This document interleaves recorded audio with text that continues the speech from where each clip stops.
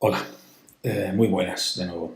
Bien, en este segundo vídeo vamos a, vamos a introducir los naturales según Peano. Bueno, pues Peano, en 1889, quiero recordar, introduce 5 axiomas para construir el conjunto de los naturales. Y lo hace de la siguiente forma. Bien, diremos, vamos a ver, lo hace así, diremos en este caso que un conjunto que llamaremos en general por la letra n, pero no la letra de los naturales con los dos palitos, sino una n normal. Vamos, lo voy a escribir mejor, pero una n normal. Diremos que un conjunto n es de Peano si cumple los 5 axiomas que voy a decir a continuación, si cumple las 5 condiciones siguientes. La primera condición es que el elemento 1 pertenece a un cierto elemento que le vamos a llamar 1, que va a ser el primer elemento, veremos luego más adelante, un cierto elemento que va a pertenecer a n.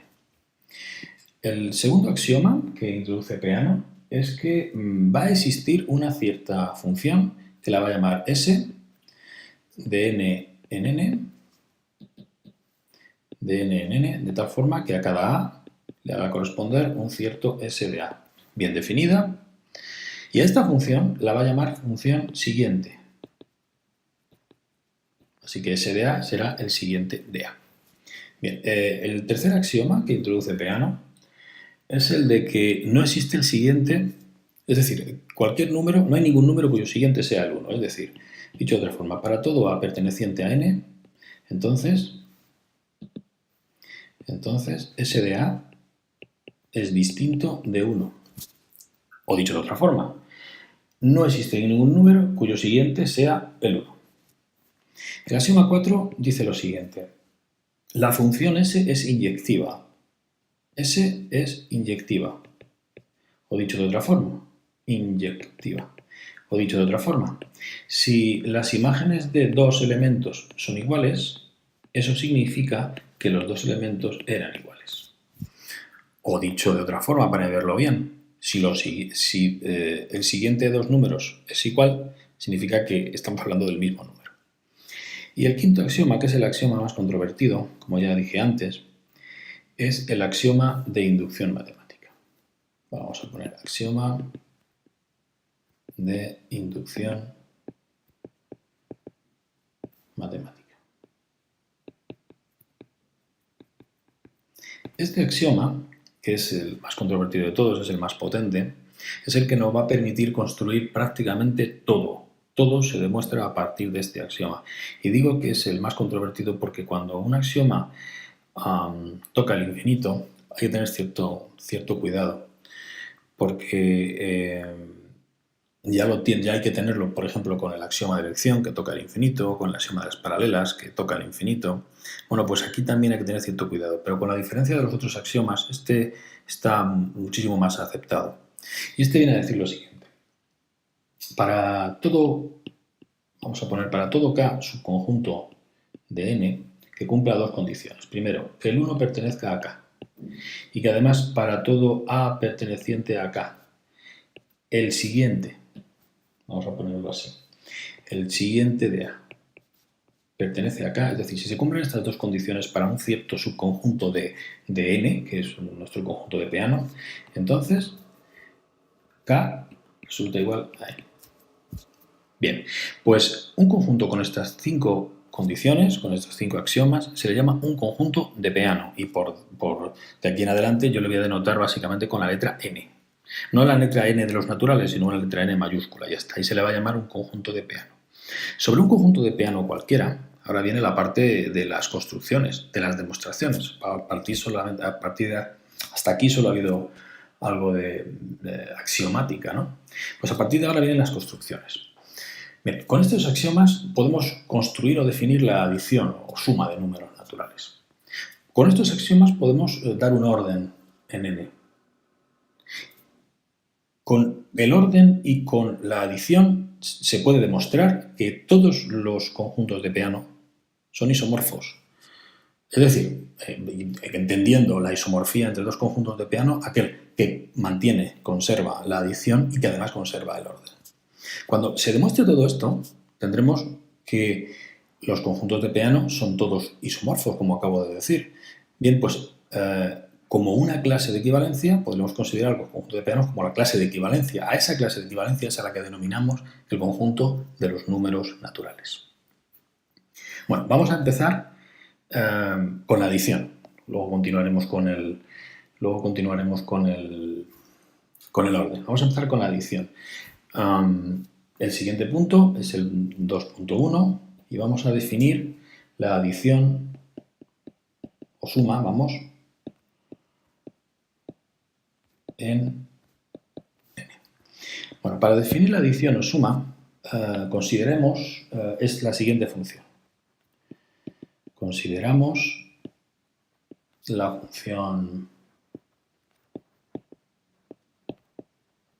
función f, una función cierta f, definida de n por n en n, de tal forma que a cada xy le hace corresponder un cierto f de xy y que cumple dos condiciones esta función.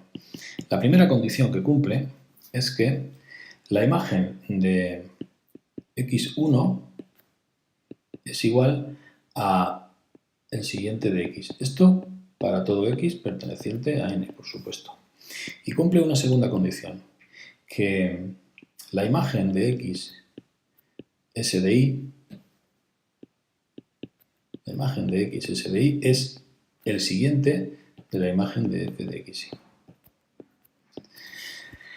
Esta función es lo que vamos a denominar, cuando ya esté bien definida, esta función es la que se vaya a denominar función suma, función adición.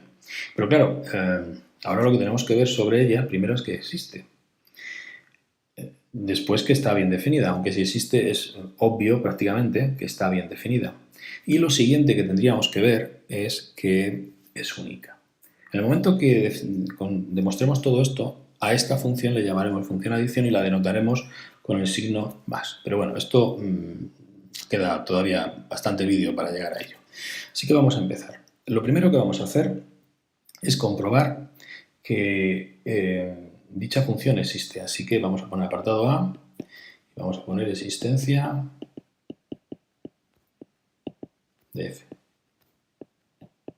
Bien, para la existencia de f, sea, vamos a considerar el siguiente conjunto, sea M, el conjunto, vamos a escribirlo, el conjunto de los elementos x pertenecientes a n,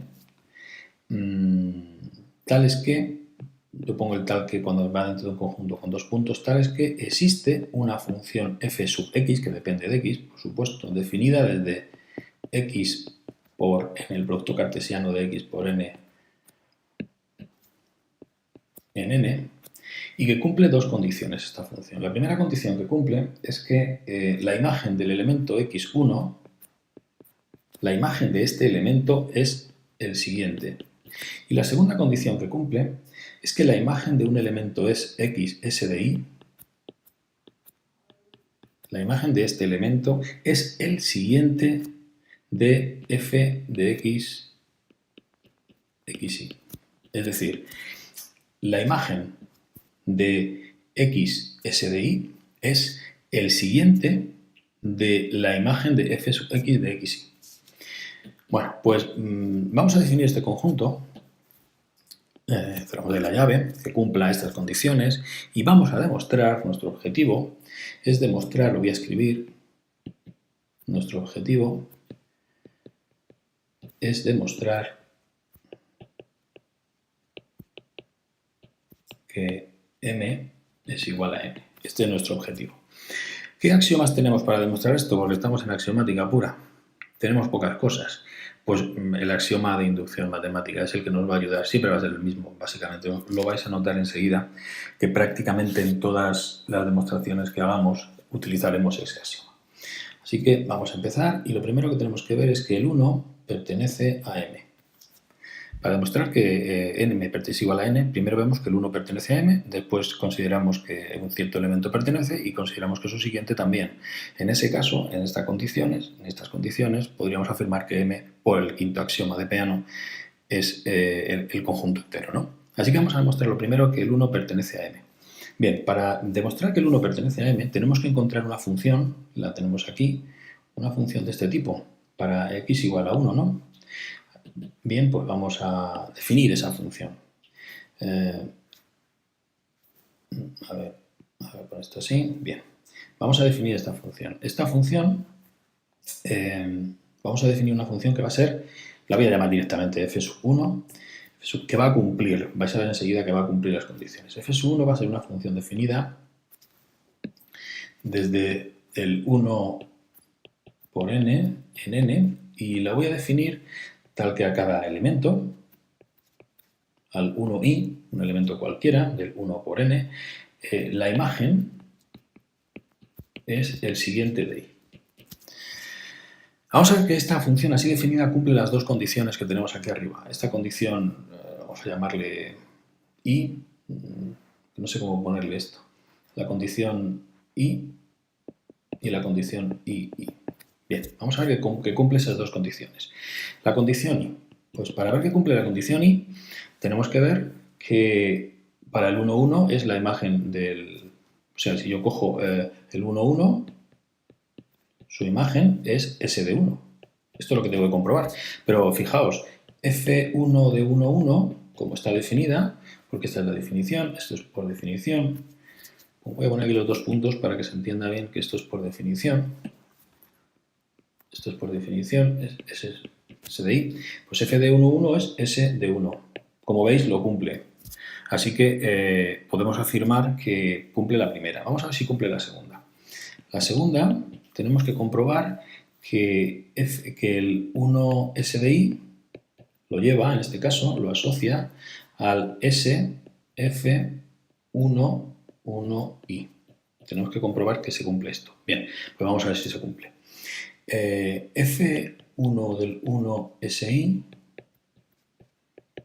según está aquí definida, es el siguiente del, como veis, es el siguiente del siguiente de I. Eso es lo que dice aquí en la definición para verlo. El siguiente del siguiente de I. Y claro, el siguiente de I, como lo veis aquí, es F1, es F1 de 1I. Luego esto es Fs de F1 de 1I. Lo veis ahí arriba puesto, aquí. S de I es F de 1 de 1I, como veis ahí arriba. Bueno, pues... perdón. Pues vamos a borrar esto de aquí. Entonces, ¿se cumple exactamente lo que nosotros pedíamos? Pues como vemos, sí. Aquí podemos poner un paréntesis, aquí también, lógicamente. Y como vemos, sí, esta parte, S de F1 de 1i es S de F1 de 1i. Bien, en consecuencia, con esto se puede comprobar que efectivamente el 1 pertenece a M. Bien, ya está. Vamos ahora a la siguiente parte. Ahora vamos a demostrar que suponiendo que K pertenece a M, vamos a llamar K no, X, vamos a poner X, prefiero, porque K parece que se deja para un conjunto, que si un X pertenece a M, tenemos que demostrar ahora que el siguiente de X también pertenece a M. Bien, suponemos que X pertenece a M. Entonces, si pertenece a M, por la definición, existe, aquí lo vemos, una función f que cumple estas dos condiciones. Existe esa función que cumple esas dos condiciones. Una función que verifica que para el x1 es el siguiente y para el x s de i es el siguiente de f sub x de x. Que cumple esas dos condiciones. Pues existe una f sub x definida desde x por n a n, de tal forma, no voy a escribir ahora las condiciones, pues están aquí arriba escritas, que cumple esas dos condiciones, la i y las dos i. Ahora vamos a mostrar que s de x pertenece a m. Entonces la cuestión es si se cumple esto, si s de x pertenece a m.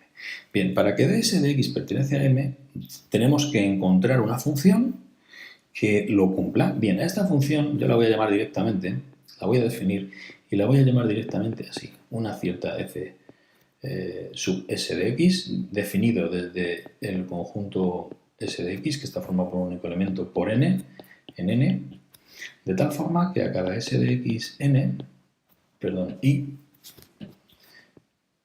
le hace corresponder, en este caso, el siguiente de f sub x, x, y. Bien, ¿está bien definida? Pues aparentemente sí, porque esta s es una función axiomática, la función que nos viene por un axioma, y esta función f de x la tenemos porque sabemos que x pertenece a m y que f de x existe, lo tenemos ahí arriba puesto. Así que la función sí está bien definida, no hay ningún problema con ella. Lo que tenemos que comprobar es que cumple las dos condiciones. Las dos condiciones, estas dos que he puesto yo aquí con y, estas dos. Esta condición y esta otra condición, la y la 2i, digamos. Bien, vamos a ver si cumple las dos condiciones. Comencemos con la primera. Vamos con la primera y vamos a demostrarlo. La primera es que, copié un lago, no me acuerdo de ella, que el x1, digamos, lo lleva al siguiente. Bien, pues vamos a ver. F sub x, vamos a escribirlo sin necesidad de aplicar. Es decir, s sub s de x1 lo tiene que llevar exactamente al siguiente, vamos a recordarlo, al siguiente del siguiente de x. Siguiente del siguiente de x. A este lo tiene que relevar. Bien, vamos a aplicárselo. F sub s de x de s de x, 1 igual, vamos a ver, igual aplicado, pues sería, según lo vemos aquí, sería el siguiente de f sub x de x1.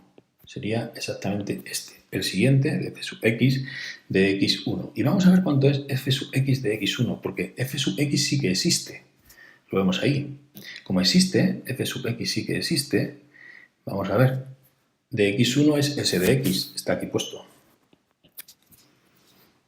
Bien, pues existe, por tanto, esto sería el siguiente del siguiente de x, que era lo que nosotros queríamos comprobar en un primer momento. Aquí está puesto. Ese es el s de x, pues el siguiente de s. Así que se cumple. La primera, como veis, esto es igual a esto. Así que no tenemos ningún problema con el y. Vamos al 2i, que es un poquito más complicado. Y.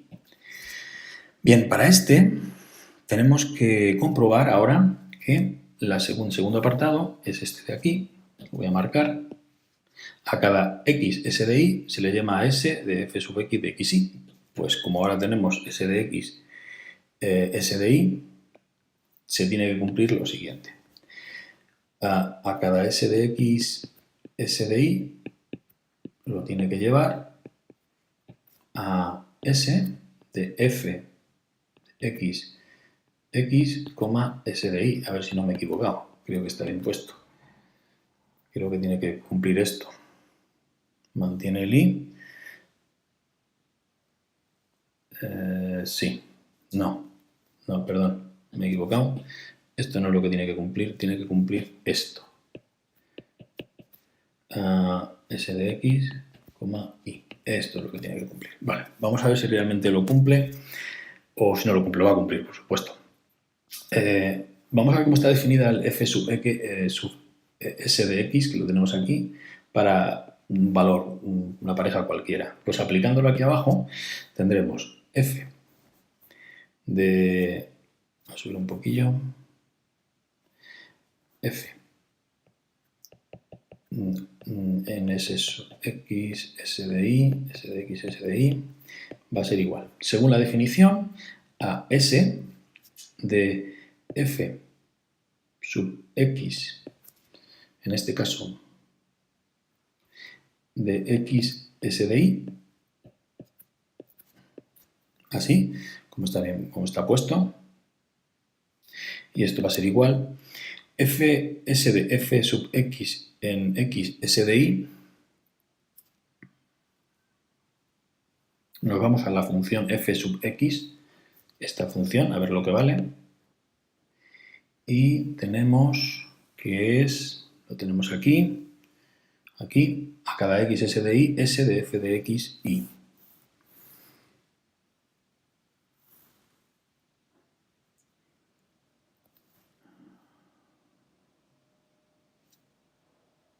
Sí.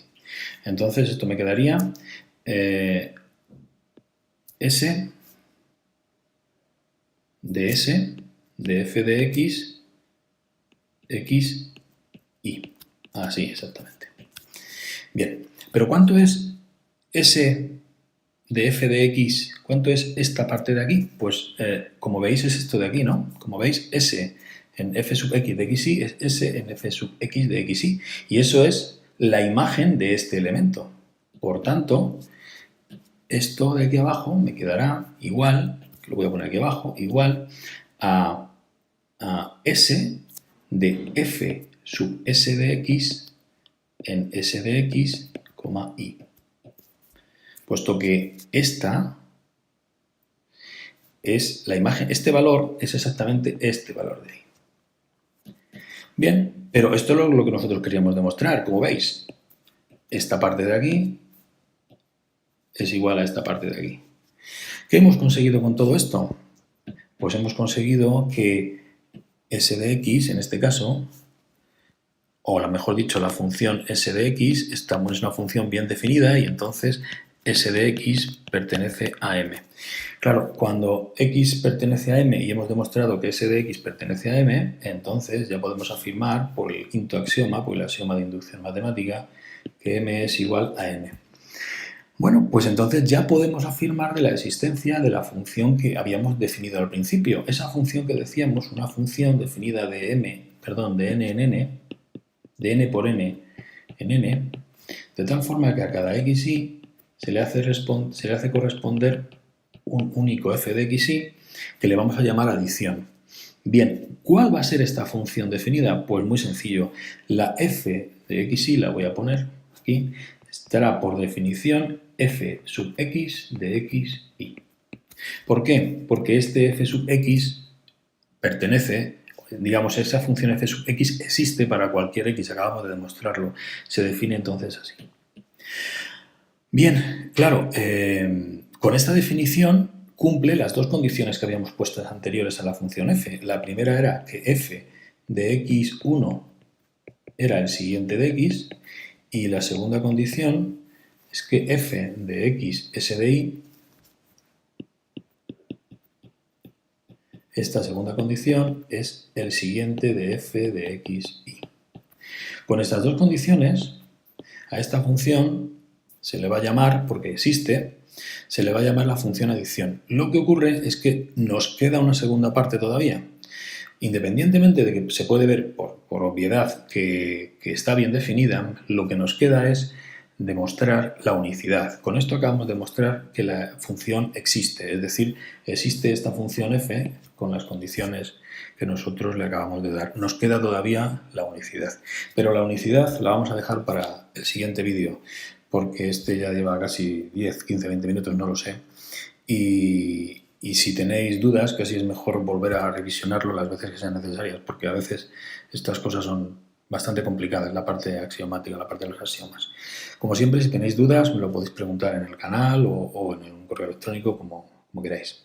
Un saludo y hasta el siguiente vídeo, que veremos la unicidad de la función f.